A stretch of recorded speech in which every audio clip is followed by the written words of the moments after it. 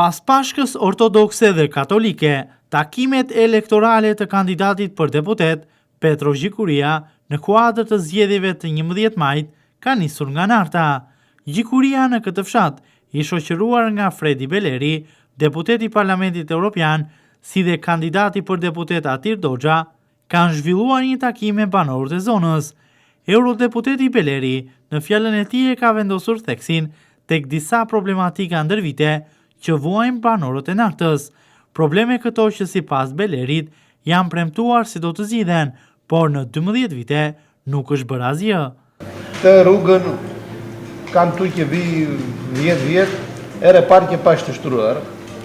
Ujin, si që tha dhe ju djes ka uj, 2013 ky është e premtimi i Partisë Socialiste që do ketë 24 orë uj dhe 24 orë drejtar.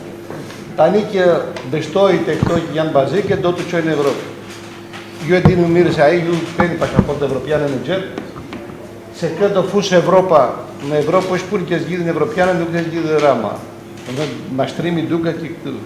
Në qoftë se Evropa do zgjerim, do të fush shtetet e tjera, do vendoshin ata 27 që janë pjesëtar.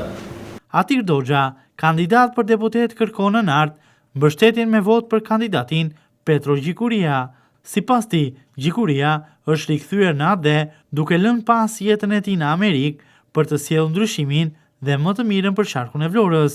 Duke dashur t'ju kërkoj miqësisht që së bashku në këto ditë të mbetura, sepse ne jemi në një fushat elektorale, për gjithë ata që nuk më njohin, nga Atir Doxha, një nga kandidatët e Partisë Demokratike dhe koalicionit të Aleancës për Shqipërinë Madhështore.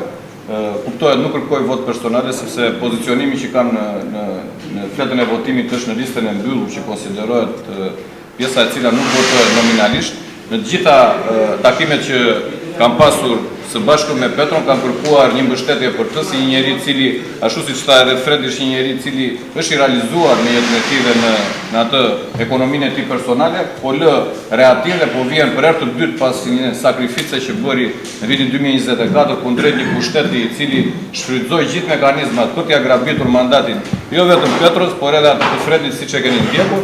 Petro Gjikuria në fjalën e tij ka garantuar banorët e zonës se nesër në Parlamentin e Shqipërisë do të jetë zëri i tyre, zëri i shqetësimeve dhe halleve të përditshme.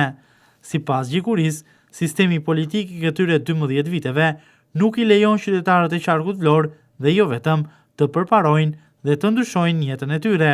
Jam këtu vetëm për një gjë, e një gjë është e sigurt, do jem këtu për juve. Unë do jem zëri juaj. Në Amerikë kam 34 vjet.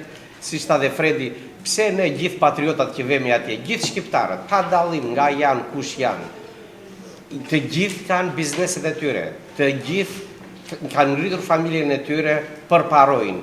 Këtu nuk përparon asnjë. Pse? Se është sistemi i tillë që nuk të lë të bësh përpara. Është sistemi që për 34 vjet na mban të lidhur pa prona.